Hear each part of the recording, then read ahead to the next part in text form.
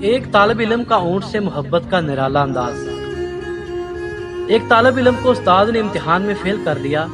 طالب علم شکایت لے کر پرنسپل کے پاس چلا گیا کہ مجھے غلط فیل کیا گیا ہے۔ پرنسپل نے استاد اور طالب علم دونوں کو بلا لیا اور استاد سے فیل کرنے کی وجہ پوچھی۔ استاد صاحب نے بتایا کہ اس لڑکے کو فیل کرنے کی وجہ یہ تھی کہ وہ ہمیشہ موضوع سے باہر نکل جاتا ہے۔ جس موضوع پر اسے مضمون لکھنے کو دیا جائے اسے چھوڑ کر اپنی پسند کے مضمون پر چلا جاتا ہے۔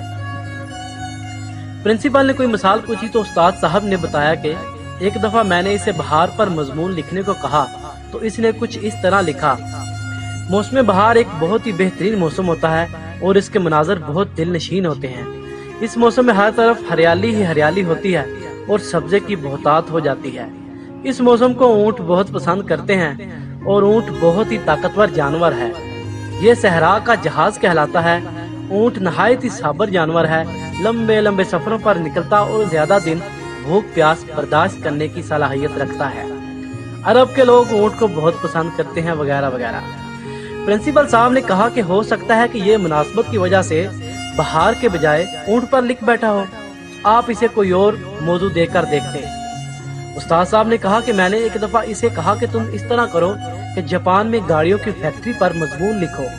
اس طالب علم نے جو مضمون لکھا وہ کچھ اس طرح تھا: جاپان ایک ترقی یافتہ ملک ہے اور گاڑیوں کی صنعت میں اس کو منفرد و اعلیٰ مقام حاصل ہے۔ جاپان دنیا میں پہلے نمبر پر ہے گاڑیاں برآمد کرنے میں۔ ہمارے ملک میں بھی زیادہ تر جاپان کی گاڑیاں استعمال ہوتی ہیں، لیکن مسئلہ یہ ہے کہ ہمارے ملک میں پیٹرول کی قیمت بہت زیادہ ہے، اس لیے ہمیں چاہیے کہ ہم سواری کے لیے اونٹ کا استعمال کریں۔ اونٹ بہت ہی طاقتور جانور ہے، یہ صحرا کا جہاز کہلاتا ہے۔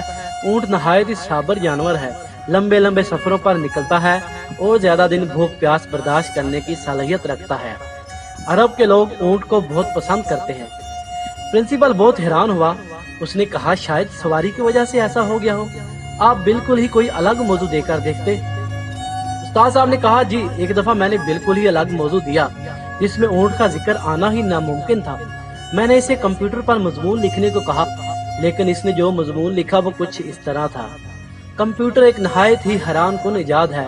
جو کام پہلے سالوں میں نہیں ہوتے تھے وہ آج سیکنڈوں میں ہوتے ہیں۔ کمپیوٹر کا انسانی زندگی پر بہت بڑا احسان ہے۔ آج کل کی نئی نسل کمپیوٹر کو بہت زیادہ اہمیت دیتی ہے۔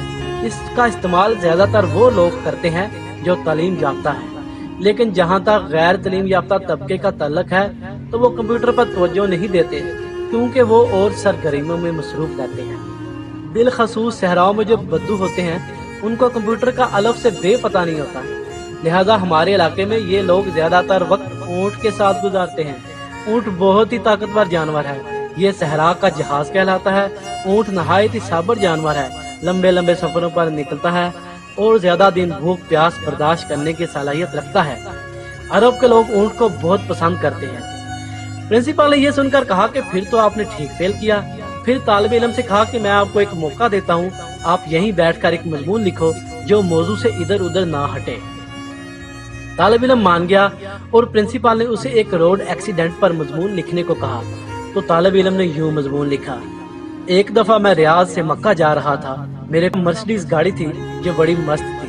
میں جناب ہائی وے پر ہی بہت ہی تیز رفتاری کے ساتھ جا رہا تھا۔ ایسے علاقے سے گزر رہا تھا جہاں پر اونٹ روڈ کراس کرتے ہیں، اور اونٹ کی خاص بات یہ ہے کہ وہ نہ ہی گاڑی سے ڈرتا ہے اور نہ ہی دور ہٹتا ہے۔ اونٹ بہت ہی طاقتور جانور ہے، یہ صحرا کا جہاز کہلاتا ہے۔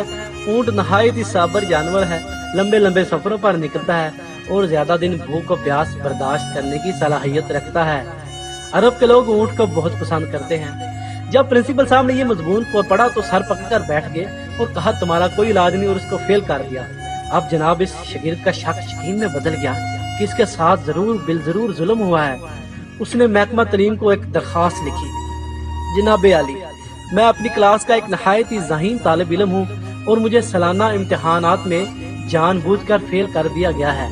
میرے استاد نے میری قابلیت کی وجہ سے مجھے فیل کیا ہے۔ جناب میں نے اپنے استاد کے ناقابل برداشت رویے پر ایسے ہی صبر کیا ہے جیسے اونٹ اپنے مالک کے ستانے پر صبر کرتا ہے۔